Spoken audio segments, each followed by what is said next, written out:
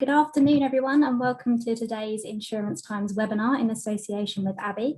My name is Katie Scott and I'm the editor of Insurance Times. I'll be chairing today's session around digitisation and how insurers and brokers can optimise their processes for business gains. So with me today, I have a great roster of panellists. I'd like to give a warm welcome to Matt Conley, Chief Executive of Sonos, Eileen Potter, Solution Marketing Manager for Insurance at Abby, Tony Sweeney, Chief Information Officer at Kingfisher UK Holdings, and Paul Toombs, Head of SME at Zurich. So welcome, guys. Thanks for joining us today. So let's dive straight in then. So the COVID-19 pandemic has shone a spotlight on digitisation and the need for effective technological infrastructures.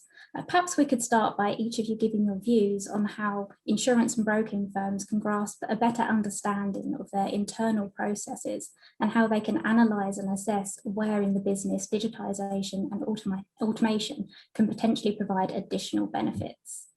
So I don't know who wants to kick things off for us. Mind. Well, I'm more than happy. Anyone else wants to go first? But I think in terms of going first, from my perspective, it's got to start with the customer, and certainly an intermediated market, the broker as well. The insurer's got to understand their internal processes, but they should be set up to give an optimal experience to the customer and to the broker. The insurer's got to know their processes. This isn't always the case. Have them mapped out, actually written down and documented. Sometimes they're just in people's heads, and it's having the right capability, the right internal capability to be able to do this, be able to do this at a pace. So those processes being created out of insight, they shouldn't just be about reducing cost, because actually that can just sort of end up in a reduced experience to the end customer, the end customer itself, or the broker. But it's also then making sure that if you're looking at parts of the process that aren't at the front end, whatever you're doing with that process, it's the back end, doesn't have a bigger downstream impact that you don't know about because you haven't understood and mapped all those processes together. So you can make a change which feels like it's not impacting the customer, but actually has a downstream impact that you're trying to then recover later on. And it's taking actually some of your team away from the key thing they want to be doing is servicing and adding value. And actually trying to fix some of those problems. So it's about making sure that you understand those just fully and having the right sort of feedback loops to be able to get insight, to be able to then make those changes in the future. No, and Paul's absolutely right. I always think about it's more than just making a manual process a digital process. It's really thinking about it to meet changing needs and expectations. And Paul's right about like customers and brokers. So it's not just about one. And I feel like if you don't understand what's happening now, you can't do that. You just can't do that effectively. And you do want to make your teams more productive, but it'll also, if they can focus on tasks that are more meaningful, their job satisfaction will be greater. They'll just be happier overall. I think I agree with both of you. I think the important thing is to, as you say, Paul, focus on the customer, but also focus on what your vision is, where you intend to go. There's no point starting off on any form of, people, process, or technology transformation unless you know why you're doing it and what the end goal is. So before you even think about moving, you need to understand what is the objective. Are you going to be customer oriented? Are you going to be low cost? Are you going to be, a data enabled company? You can obviously be multiple of those, but you need to have a clear vision of where you're going. And then again, as you both said, you've got to have those processes, how your as is written down and understood in a very granular fashion. I think perhaps far more granular than people originally assume they need to do. Because when you actually start making the shift with the technology and the people, it'll be the detail that trips you up, the tiny little points. So the level of granularity you need to go to and understand where you are before you start moving is far and above where you probably think you need to be. The only build I would add on that, which I think is all good stuff, is probably looking outside of your own business as well to understand what the art of the possible is. So what does best practice look like? So, and maybe that ties in to the point Tony was making around identifying, the roadmap and kind of where do you want to end up? And it really is, it's about setting your marker in terms of the direction of travel, but constantly being and keeping abreast of that to know where you're aiming, and also being able to have the agility built in within that process to continually push that out further should you need.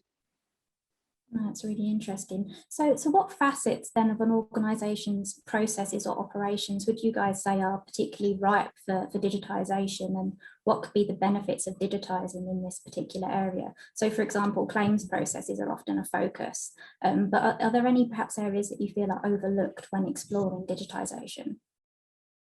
Well, if I jump in on that, if I may, I mean, I think for what we're seeing is it's end-to-end across the value chain, right? So it's everything from assessing, underwriting, and pricing, customer enrollment, the customer service and communication piece. It's the claims processing at the back end. It's all of this kind of enablement technologies. So I think there's value to be gained. You know, whether it's from a kind of customer perspective, to Paul's point, you know, delivering this data-driven, personalized, seamless experience, or it's removing or reducing kind of operational overhead.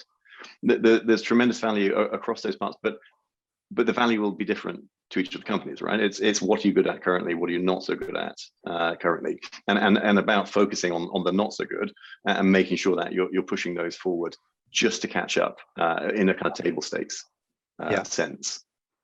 Yeah, I think you're absolutely right. I think, you know, you can't just concentrate on one thing or say, you know, there is a particular area you must concentrate on. It depends what your strategy is, depends what you're good at, depends what you're weak on. So you have to choose where you start. I mean, eventually you're going to have to do everything, right? But you need to choose where you start, and the answer is going to be different for everybody. What I would say though is that digitization, which I hate the phrase digitization, passionately hate it, but it does not mean replacing people with technology.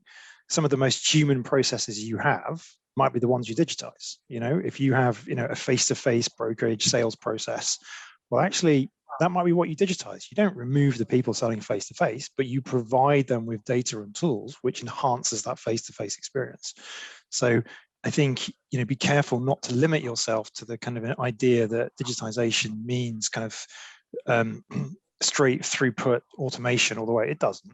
It can do, but it doesn't have to. It could be just giving somebody an iPad, you know. So I think just think broadly, think about where your area of focus is, think about what will be the best bang for the buck for your business, and then decide. There's no right or wrong answer. No, Tony's so right. You know, you think everyone's really, COVID made people adapt. I mean, and I'm as tired as talking about COVID as the next person, but it did. I mean, it you know, people have adapted. Now they expect new ways to interact with brokers and insurers, and, you know, insurers need to adapt to that, you know, as well. I just feel like there are a lot of things that are going to be different going forward. There's no going back, you know, from where we are now. But when I also think of the whole idea of digitizing processes, it's not just the digital outside, but it's internal processes too.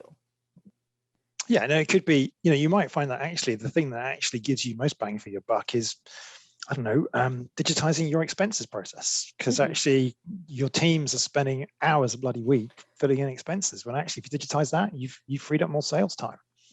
No, it's not an obvious. There is definitely no size fits one, not one size fits all. Yeah, I agree with Eileen and Tony. It's interesting with COVID. It's driven insurers to digitise some of the basics that were previously considered sort of discretionary, but certainly now a sort of simple hygiene, digital signatures, digital payments, electronic documentation, Zoom pitches. The only other time I get to put on a suit and a tie sometimes, and luckily we've been really successful actually over the COVID period. But some of that has forced some change. Some of that's giving us some really good benefit. Some of that's going to change in the future and probably never going to go back. Remote claims inspection, remote engineering inspection. We've got a team of people that were always home workers that were traveling quite a few sort of hours each day to go and see customers, and that will still happen. But actually, there are opportunities to be able to digitize parts of that process to make that a lot more efficient for us and also for the brokers and the end customer. Definitely, and that kind of ties in nicely to the next question I was going to ask you guys. you're talking about sort of internal processes, or sometimes in the majority, digitisation can be focused around the front end and that sort of customer facing elements. But why do you guys feel it's so important to perhaps look at the back office function when it comes to digitisation, and perhaps what are the impacts on things like cost efficiency and agility, for example? I mean, again, it's a difficult one to answer in a kind of a purist generic sense, because it changes for everybody. It might be completely right to focus on your marketing and front end and kind of customer acquisition and customer interaction. If that's right for you, it might equally be kind of completely right just to look after your finance system.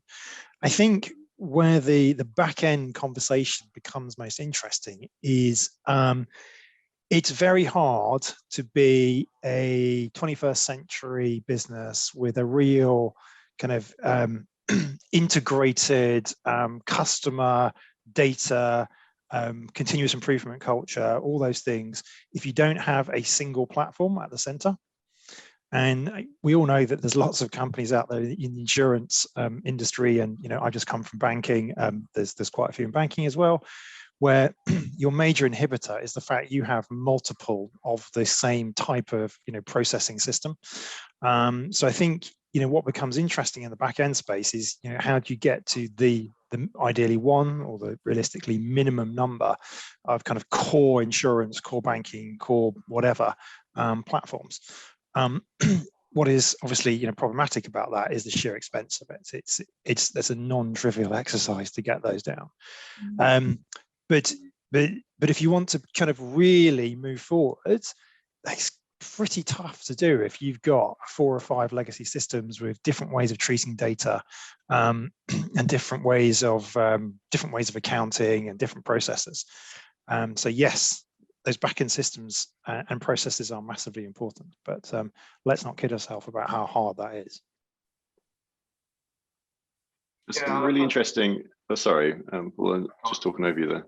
I was just going to say, just sort of adding to that, there's some really interesting. So what we do at Sonos, we track market intelligence in particular. We look at the investment activity into startups and scale-ups on a global basis, and with that, we can draw insights into market trends and who's sort of reshaping and reframing markets. I was just before the call, I was looking at some of our data, in particular, looking at back-end processes, and within the last 6 months, almost a quarter, so 24% of all investment into, let's label it insurtech for the sake of the conversation, has been into technology businesses that are streamlining back-end process. And that's superbly interesting, right? So and again, with that, what's the kind of thesis or the kind of insight we can draw is that actually a lot of this is still quite emergent investment activity. So what that tells us is that this is a space that's getting a whole load of attention, a whole load of money, that will be continuously innovating over the next 3, 5, 10 years. So actually, from a market perspective, and this is echoed by all the stats we can read out there from a back end process automation kind of growth perspective, is this is a space that will only get continuous change and see continuous change. Excuse me. So I think that's a really interesting. That is really interesting, because I think you're right. That is ultimately the way forward, is to have that kind of simplicity and high quality systems which enable the sort of cultural and people change you need to make yourself into a 21st century business. So yeah, that's definitely interesting. But like with all these things, and back to your point, I mean, there are too many companies. If there are, let's say, I don't know, like a dozen, 20, 30 companies that are all doing the same thing, we're going to start to see consolidation within those, right? So then it's about making sure that you're picking the winners to partner with, or to buy into, or to act as suppliers to you. Well, we've seen so much M&A, and that's just going to continue. But, I do feel like every large insurer has multiple systems. I mean, they just do. And I think some of it's really being overwhelmed with where to begin. I mean, because it is overwhelming when you think about it.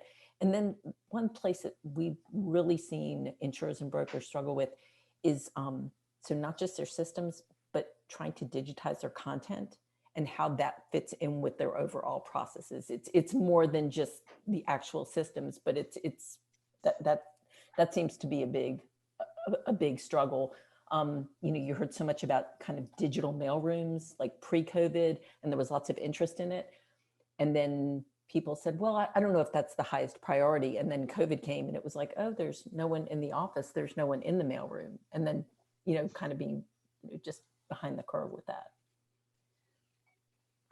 I mean, it's interesting. I think when you look at, talked about insurers having lots of legacy systems. At the front end, the technology, you could have an insurtech that could knock you up a prototype in the time this webinar was. That's great, and it could have customer input into it and have a great journey. The challenges insurers will face is how to integrate that into their backend system if that is only the front part. Mm-hmm. Sometimes that bit gets overlooked. Again, as we talked about earlier on, if you don't understand that bit fully up front, you'll get downstream problems, you'll get issues that you have to deal with, service problems, and that will take away your team and energy and resource away from where it should be, adding value to your customers. So that's something that's really important to understand and find the right way to be able to adjust. It's interesting to see number of different insurtechs at different parts of the value chain that can help. And I suppose one of the things that will be interesting in the future is joining some of those up, and that might be one of the biggest changes or threats that we start to see if someone can bring all of those elements together across the front end and back end and add some real value into the chain. And definitely. Yeah, and I think. Excuse me, sorry, Katie. Oh no, that's fine. You go now. All I was going to say on that point was, I think there's a level of maturity, right? So how familiar are we all working with startups or scale-ups, and vice versa? So how familiar are they sort of jumping through the hoops of the insurers and the brokers and so on? I think, but you're absolutely right in that.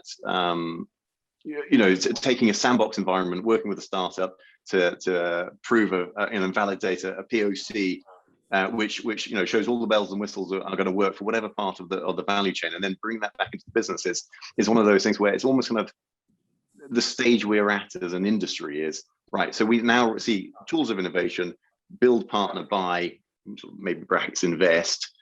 Buy is probably the fastest route to time to impact or time to value, but actually partner is the most sensible route, possibly as a stepping stone towards buying. So if we are going to be partnering with insurtechs, what on earth does our process look like for how do we get that over the line and bring that back into the business actually where it will make material impact? And but I think that's part of our the journey that we're on as an industry is sort of stepping up to understand what does good look like, and then what's good look like for my business, because that's potentially very different again. Yes, it's very true. You're right about that process of how you select the technologies. But I think one of the things we can do, particularly in a conversation like this, which is kind of focused on digital transformation, is kind of almost glamorize the technology.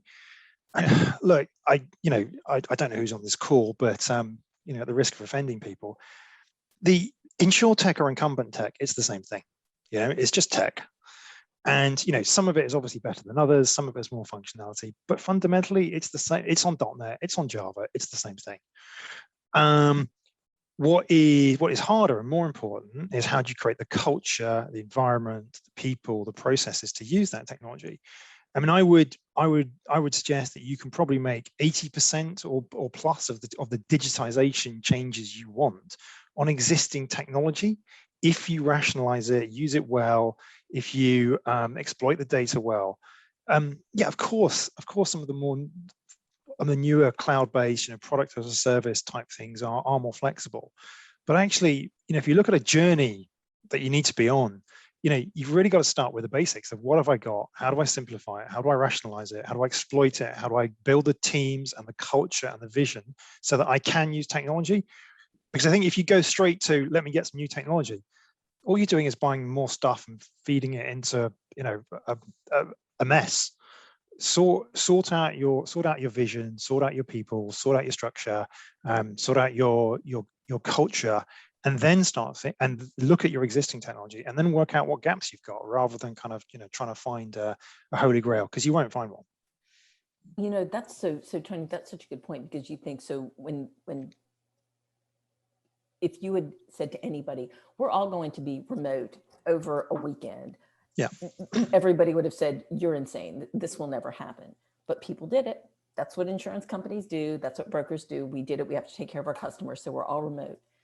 And it exposed those gaps. And so from my perspective, those are the things you need to look at, because you had to fix those gaps so you could keep operating. Yeah. That wasn't, you had to be nimble enough to do it, and you figured out a way. So, okay, so that to me is a good place to start. So where are the gaps? Not just ripping it all out or throwing something in. Yeah. It's to look at those, what's the low hanging fruit, so to speak. And I those think are the gaps. I think you make a very good point, about the last 12 months. The technology has not shifted by 100-fold in the last 12 months. It's the same technology we had 12 months ago, by and large.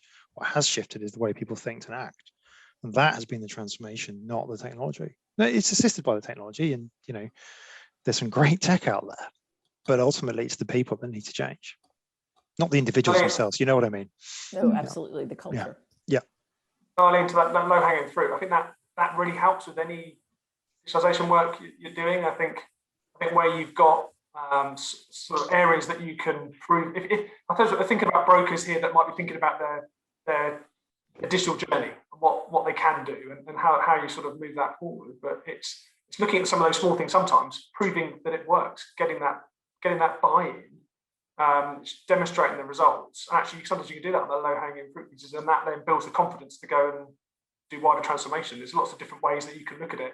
It can be more challenging if you start to think about doing everything all in one go, because that is difficult, and that's where the greater risk is. I agree with Tony in terms of points on vision. Absolutely, we've got to have a vision. First of all, it's got to be where you start. It's got to be centered in the customer, obsessed with the customer, the broker, about how you're going to deliver it. But actually, sometimes you can build that confidence, can't you, by just looking at those low-hanging fruits, those parts of the process. The fact that we've done before in terms of digital signatories, just the contracts being able to sign, doing that, which would have had to have been a wet signature for something really small, little, but actually start with that, prove it works, you prove the benefits of it, and then you can build on that. It's really interesting about just, there were so many people who said, well, we have to go, I want to see my broker in person. I want to see somebody in person. And I don't think that's going to completely go away, because goodness knows, I wish I was sitting around a table with all of you instead of doing a Zoom call.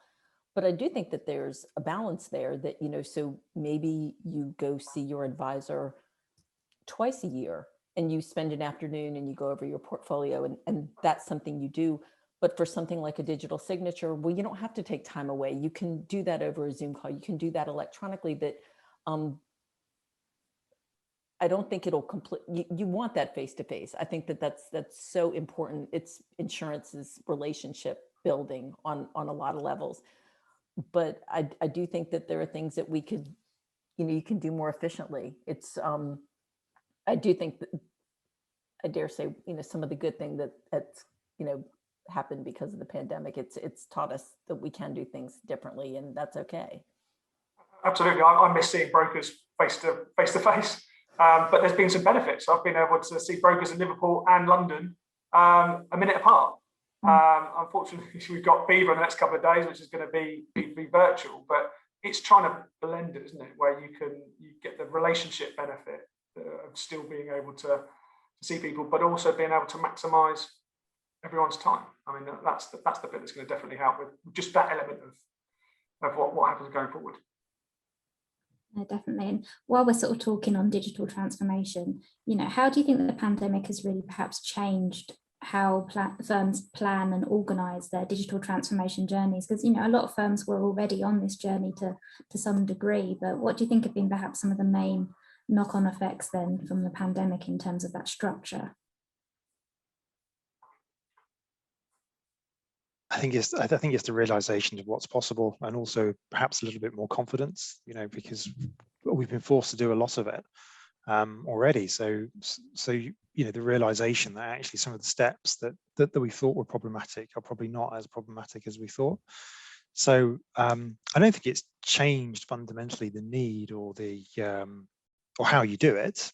It's still the same task, but I think perhaps maybe all approaching it with a little bit more confidence and a little bit more kind of just a little bit more relaxed that it can be done. No, I think that's a really good point.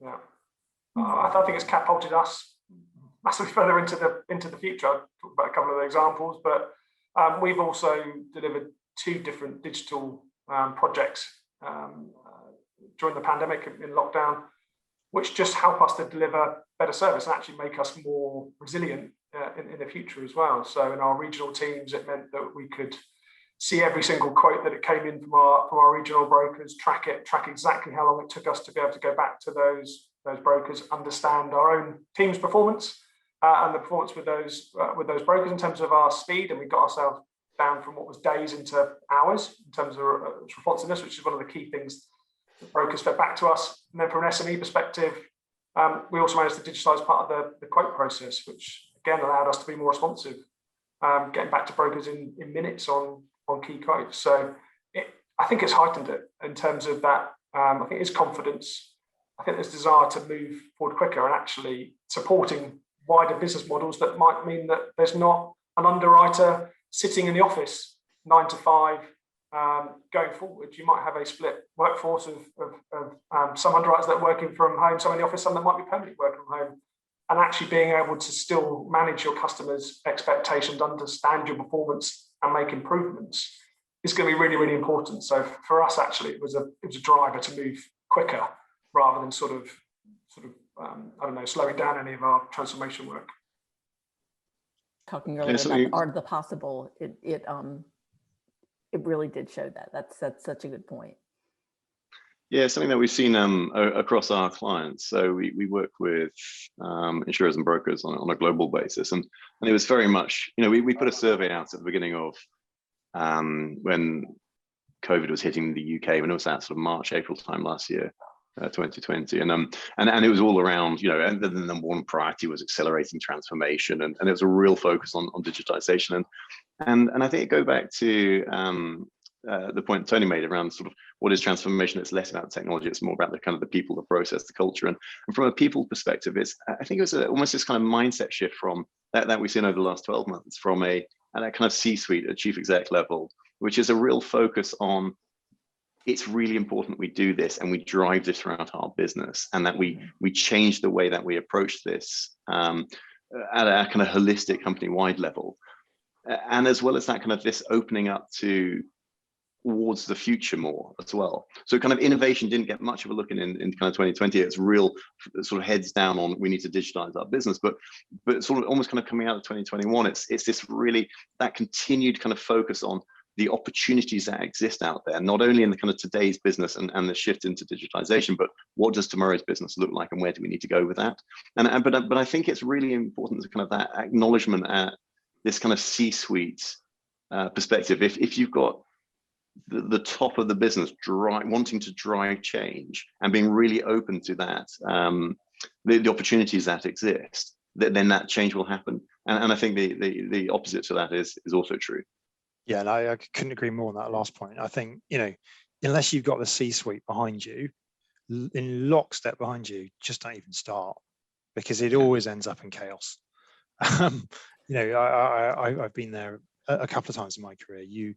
Unless the top team are 100% behind it, good and bad, because there will be bad, it's just not going to work. You can't.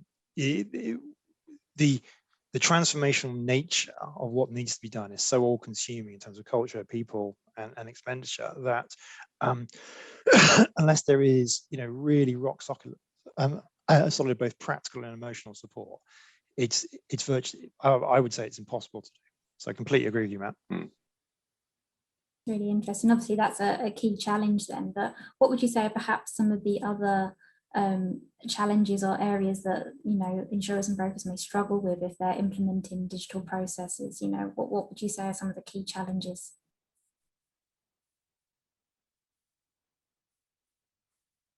Tony's disappeared. He didn't like the question. I'll have to find a better question next time, but perhaps you could kick us off. I think that sometimes, so I totally agree with not getting buy-in from the C-suite, that is often a problem. But I think that sometimes, and I can't remember who touched on this earlier, about the whole idea of looking at simply from, like, this is an IT project, And so you end up just rebuilding old functionality that doesn't fix the actual business problem. So you're just looking at it like throwing the technology to it. You know, all of you have touched on this about like, you know, solving a business problem means you need to understand how things are working, you know, your people, your systems, your processes, your organizational structure, not just the technology. I think that's the struggle. It's like people start with the technology and a list of features and functions, and that's not the, I mean, Completely technology is important and you want to have good technology, but just starting there, I think, you know, to me that we're going to use this technology. That should be your starting point. Spot on. I've heard people talk about the technology rather than the vision of the issue before, and that's really, really dangerous. I think earlier on your points there, I've also seen scenarios where we talked about mapping processes earlier on, didn't we? And being clear on your processes. I've seen the process being mapped really well, but then when they've been digitized, they've just kept the same process, which is understanding your processes, but not necessarily replicating that in the digital world. So that's definitely an area to avoid. And we talked a lot about leadership. I mean, leadership is key for this in terms of the challenges. I think having it's all about C-suite, exec directors, whatever it happens to be, supporting it, driving it forward is really important. Getting the team on board. Touched a lot on culture. That is difficult. It's difficult to get the culture necessarily into the right place at the beginning of the change, but it's also about managing your team and people through it as well, and afterwards. And they've gone through the change curve, and they'll still continue to go through that once that's been implemented. And things don't necessarily always work fantastically well day one as well. So it's about making sure that you can continue to work with people and the belief in what you're doing, even if things don't quite go 100% the right way in the early days. It's all very true. And by the way, I apologize. I've just had to move room. That's the downside of starting a new job and not understanding how to book a room. So very poor digitization on my part. But you're absolutely right. Going back into the office, Tony. Yeah. It's nice being back in the office, by the way. It is good to actually meet people, particularly starting a new job. You know, we talk about digitization and be able to do this, but you know, starting a new job and meeting people face to face, you can't beat that. You really can't. So it's almost a good case in point about the you know, technology cannot replace human beings. That's just a complete fallacy. But you're right about, you know, putting the technology first. You should never put the technology first. You've got to have that vision. You've got to have that that view of what you want your business to become, and then work out, well, how can we exploit technology to achieve that? You know, shooting myself in the foot. You never put technologists in charge of digital transformation projects. Just don't do it, because we all come up with cool technology rather than cool business solutions. And I think the commercial people have to be in charge of this and have to lead and care and buy into it. They need to understand the technology, because tech is operations now and sales. But you're right. It's all about the vision, the commercial, and that strategy, rather than just about chucking in cool tech. Well, you know, it's that partnership there. You want business and IT to feel that it's a partnership, that it's, you know, that sounds very I guess romantic, but it really needs to, for it to work well. There does need to be that partnership. But I think when you talk about like understanding your business processes, and then it's like, so we understand them and then we just recreated them with new technology, like that doesn't make any sense. So it's about, I feel like that's a way you can use technology. You can do that task analysis in a really not just anecdotal, but using technology to really understand. So, okay, these are my tasks. This is the series of events. These are the bottlenecks. So is it a problem that needs technology to solve it? Or is it a retraining issue? Or is it I mean, you know, I just think that a lot of times anecdotal evidence can lead you somewhere, but it's kind of like we found out with, you know, actuarial data. Machine learning is less anecdotal and more kind of agnostic. And I feel like when you're mapping your processes, you want to have a just a not I guess, just a very technical view and understanding where the bottlenecks are, so you can fix those. I think it gives you an opportunity to step back and rethink, right? And again, this is why the point of having a vision and a direction of travel is so critical, is because you can rethink and reimagine how you currently or how you do today's business and what you might go forward with tomorrow.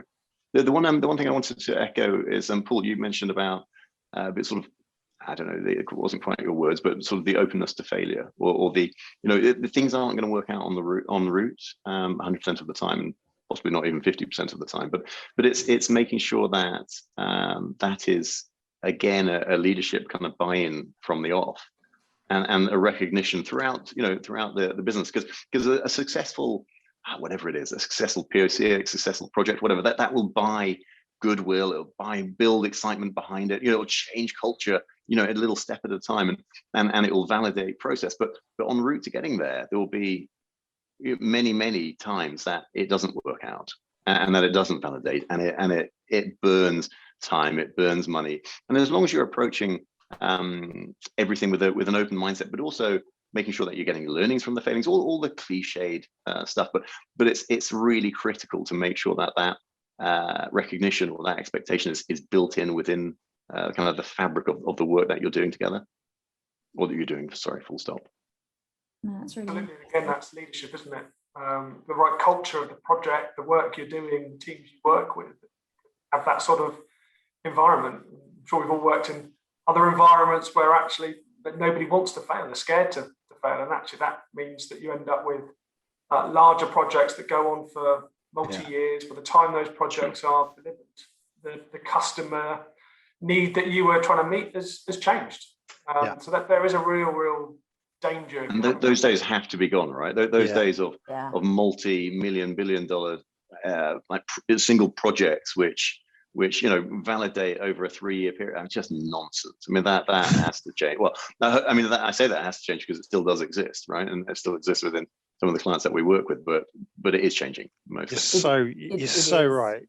You're so right. Those big projects, which people, all the processes in place, the $1 million investment, the big transformational pieces, which people think are reducing risk, but all they're doing is just exponentially increasing risk. You're probably more likely to fail. It's far better to do, as you're saying, Paul, lots of little small things. Take a bit of risk. You'll get some right, you'll get some wrong, but you will get to success cheaper and faster than that great big monolith that you're talking about, Matt. Absolutely agree. Definitely on the P&C side, you think those, when I first started working in systems, so you think you had like really older legacy systems. And then there was a point where it's like, they're more modern systems and did a rip and replace, but it wasn't what it is now, where you think you just can't keep ripping and replacing. Every 5 years, your gains are more incremental. You're better off slotting in new technologies in small pieces.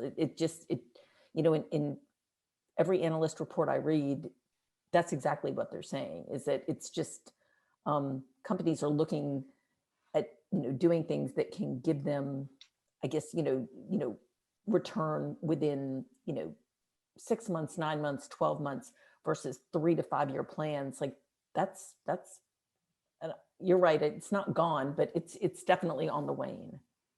But I mean, I think I absolutely agree with that. But for me, it's if you're focusing on today as a business and you're looking at those short-term gains, then you're missing out, and in almost kind of like a wholly changing market around you, right? And it's something, this world moves so slowly in insurance. It's not going to be hitting us of 5 years, 10 years, but if you're not focused on that today, it's in a few years' time, it's the splitting of the kind of or diverging performance lines between those businesses that do focus on not only digitizing current business, but also kind of building the business of tomorrow, as with those who don't. And it really is going to be like 3 to 5 years. I think it's going to be, I'm like overly excited by it, and I'm trying to now just sort of rein down my visual emotion. But it's, for me, it's wonderful, the change that we're going to see in this market over the next 3 to 5 years. And if those businesses are focused on today's business about making a quick buck, or as many bucks as they can make in the short term, then they're going to really be hurting and really expensively hurting 3-5 years down the road. Yeah, it does come down to that holistic vision, but you can make incremental changes that will help you just along the way. But when you were talking about doing a project that was like 3 to 5 years, by the time the 5 years, the problem that you were trying to solve, there's a new problem that you need to solve. Sure. So yeah, incrementalism isn't the answer. That's so interesting. And kind of flipping the conversation around slightly, do you think that perhaps could be too much emphasis on digitizing business models and perhaps too much of a good thing, so to speak, or could perhaps an overfocus on digitization impact on other future-proofing strategies that businesses might want to employ? What are your thoughts on that, guys? Depends how you define digitization. I think if you define it in the way that I think we're defining it, which is in a very broad thing, including the people, the culture, then you haven't got a choice. You can define it more narrowly, and you might have some argument about whether you should, go into digitizing your claims or using AI or blockchain or something. But in the broader sense, I'm not sure there's a choice at all. But Matt just had such a good point when he said, if you're only focusing on the short-term gains and not looking at, it's, technology is the engine, but it's not just about the digitization. Yeah. I think Tony's point, I think if there is no choice, I think you're going to get left behind. There's a real danger here.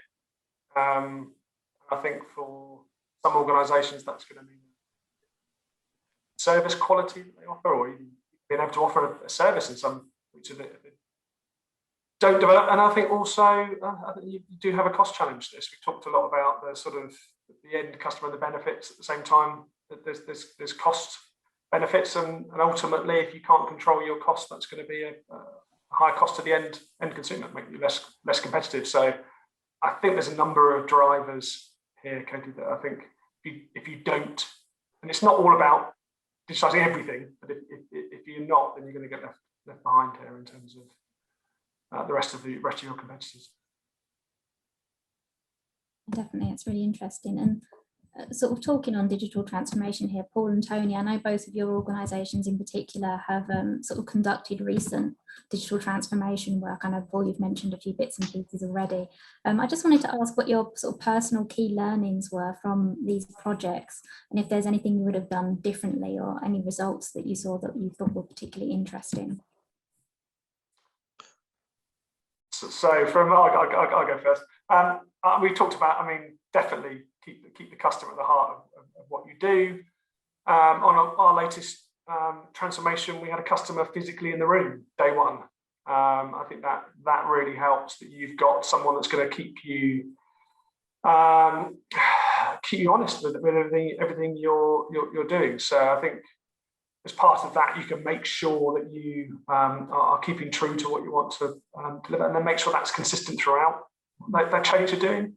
And then after you've delivered as well, we talked about not just completing something, think everything's going to be okay afterwards.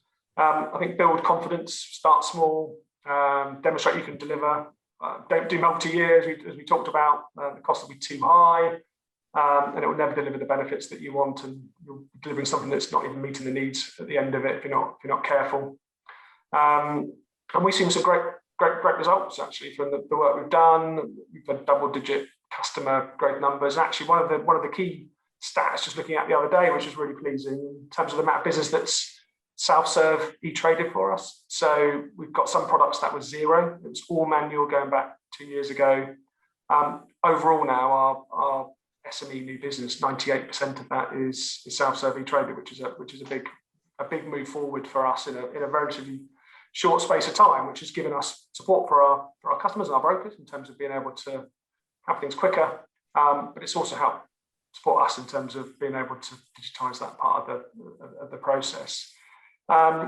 Learnings, I think make sure that you've got the right culture in the team. I think we had a good culture, but I think you can find, and we didn't do it en masse, but you can find a bit we talked about earlier on about, because we've always done it that way, we need to continue doing it that way when we digitize part of the process. And I think that takes takes being brave. It takes those great technical experts you've got in your business to bring them along with you, but also to get them to see how it needs to be going forward. And that goes back to the vision that Tony talked about earlier on. That's not about not doing it. That's not about making sure that the process isn't compliant. Absolutely needs to be compliant. You need to make sure the governance is right.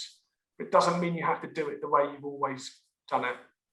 When you're going through this process, you need to make sure you've mapped all of the different bits in detail in terms of the process, but that and also allows you to think about how you can do things differently and better as part of it. Yeah, no, I agree with all that.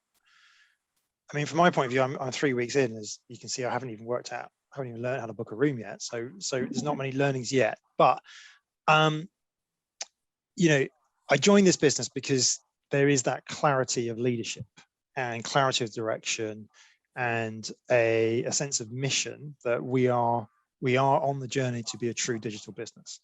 And we've got the backing and the senior level culture to go on that journey.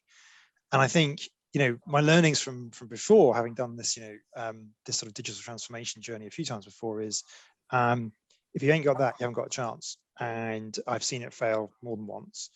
And, you know, I guess my learning was only join businesses and only work with people where you know you have the backing and you have a team who understand the purpose and are going to go on the journey with you. And that's what we've got at Kingfisher, is we've got, you know, a team on a mission. And so, you know, I've learned from the past that we can do it right this time. It's really interesting to hear. And in terms of automation, where do you think this can be used really successfully within business processes, or where do you think a human touch is perhaps still essential when it comes to processes? So it depends where you want to add value. So it's all about where can you add value to the customer. So where you have a process which is me too, it's the same with everybody else, and you're not extracting any unique sale points or value from it, automate it. Where there is something where you can go, do you know what, by spending the extra money to put a human into it, I can make this better, more personalized, more high touch, make the customer feel like they care more, etc. Then use people. It's a, you know, the decision-making process is all about differentiation of value. Seems like the more complex the process, the more that you need the human touch. So, you know, if you have, you know, really simple claims, that can be straight through.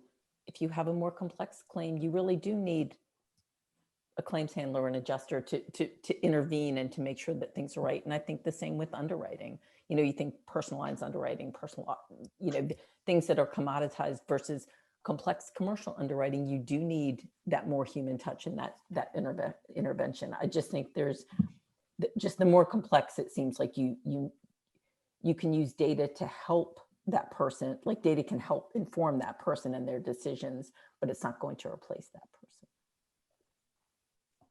Yeah, I mean, I agree. Pretty much all business areas have opportunities to add or implement automation. I think it's important to choose carefully where you add it. I mean, I think for us, where there's repetitive tasks, absolutely, but really it's intelligent intervention where you can really add value, whether that be from a technical perspective, service, a trading aspect. This bit that's really important for us, actually, where we actively intervene in a process because we think we can add value to give better terms to a broker. I mean, that's we feel is something that's going to add value, hopefully, to them as part of the process. But I think it's being really careful of the bits that you do automate and being really careful where you actively intervene. Yeah, I mean, I've got not got much to add to that. I think the two can work together, right? And I think that's really what we've all just been saying. It's one.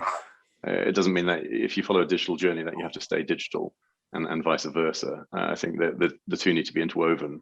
And actually, if the digital journey becomes more complex or requires the opportunity to provide kind of a human value within that, then absolutely it should be signposted off to a real person who can look for that. But if it can be automated, why wouldn't you? You know, and if that gives the value that the customer wants, it's a no-brainer, right? So yeah, it's just looking. I think it's just looking at things fairly sensibly. I mean, it's not rocket science, this stuff. You know, it's been around for ages, right? It's just about making, well, it's about can we put it within our business? That's really interesting point. And in terms of undertaking these digitisation projects and sort of change management, how can sort of insurers and brokers ensure that this work doesn't then detrimentally impact sort of customers or other operations whilst going through the change or implementing automation somewhere, for example?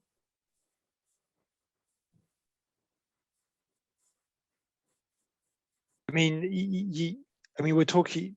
We're starting to get in the realms of quite detailed kind of project management type activities and change management activities. So I think, you know, while Matt is completely right, you don't want to create this massive multi-year program. You do need to plan this carefully, and you do need to have the right resources. I know you know that, Matt. So you need to have the experts on board. So you've got to be thinking about, okay, you know, what's my rollback plans if something goes wrong? You know, do I have the right project management? Do I have the right testing? Do I have the right release? What's my code quality like? You know, have I really reviewed my processes? You know, there's a lot of quite nitty-gritty disciplines in there to make sure that what you're doing doesn't impact your customers, and if it does, you have a plan to mitigate that. And yeah, that's almost a conversation in its own right, isn't it? How you plan this and kind of roll it out alongside your day-to-day business. But for me, yeah, it boils, I mean, exactly that, right? It boils down to kind of capacity and capability, and if you are stretching on either of those to deliver a transformation project or program, forgive me, then you're going to get impact elsewhere in the business, and vice versa. So as long as you have the right people who are seconded, who are ring fenced, who are protected, you know, to avoid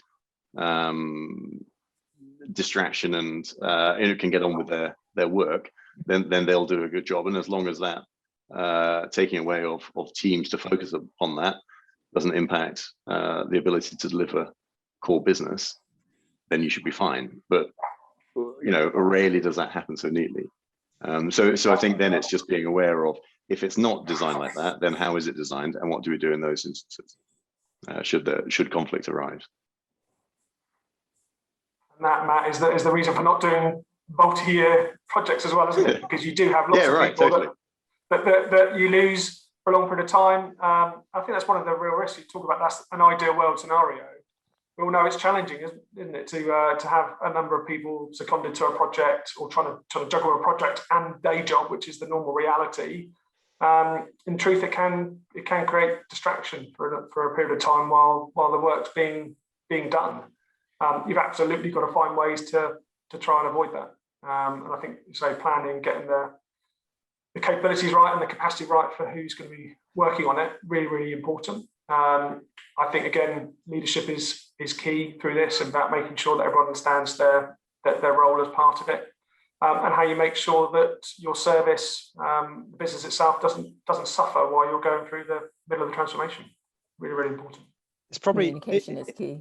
Yeah, it's probably worth saying that none of us seem to like multi-year projects. We have to be honest and say, you know, in a reasonable size organization, this sort of change is going to take multiple years. The point is, what you can't do is plan some great big project where there's a big bang at the end and it all comes together. It has to be a series of small little projects with individual deliverables which all compile over the time. So you still need a roadmap, but you can't plan the monolith. But also, I don't think that program should stop, right? It shouldn't be. We're not talking about. Agreed. You shouldn't do a 3-year or you shouldn't do a 5-year. Actually, that should be a continuous program that has these gates and milestones that are achieved throughout. You know, whether they're small or, you know, whatever size they are. It's like talking about innovation is a kind of key. I don't know, kind of part of the DNA to any business. It's the same for transformation, right? It's the world is changing rapidly around us, and we as businesses must evolve continuously. So how are we going to evolve? And that landscape will continue to change, and so therefore must our business. And so that program of change needs to move with that. Yeah, very true. You really do have to have a flexible mindset to be able to compete, because just things have changed in a way that probably none of us could have imagined 10 years ago, or maybe even 5 years ago. And so if you don't have that flexible mindset, you'll just get mired down in this is how it was supposed to be, when it's continuous improvement and just that flexibility and agility. That's really interesting. And we've only got a few minutes left, so I'm just going to throw sort of one final question at you. If you could sort of pinpoint what the most important thing is to get right when firms are looking to digitize their processes for business gains, what would you say this is? I think we've said it all several times. Is Yeah. get your CEO and your C-suite on board. There's no point in anything else until you've done that. Yeah, leadership, customer obsession. I mean, they're the key elements for me. Yeah, I wouldn't disagree with that. I'd love to say it's about looking at the art of the possible, and that you should be buying Sonos to be able to do that. But it generally is, if your CEO is not bored, yeah, it's going nowhere. That's very true. That's very true. And just a final point that Tony, you mentioned that you hated the phrase digitisation. What would you replace it with if you had the opportunity? How would you sort of describe it? It's just change. It's just the natural order of things. We've moved into a kind of an era where technology is constantly changing and enhancing, and we've just got to accept that. So there's kind of this idea that you go through digital transformation and you're done is, I mean, Matt, you just said it about continuous improvement. It doesn't make any sense. This is just a new reality. And it's a new reality. I mean, again, I think you said it right. It's been around for a long time. That reality became real 10 years ago, maybe even slightly more than that. And you know, those who aren't on the journey really need to catch up. Yeah, that's very true. Absolutely. Great. Well, I think that's us done for today then. That's a wrap. So thank you so much to all of our panelists for joining me today. So thank you to Eileen, Paul, Tony, Matt. So thank you so much, guys. And thank you to everyone for watching. Hope you guys have learned something today and enjoyed the insights from our panelists. And we hope to see you again soon in our next webinar.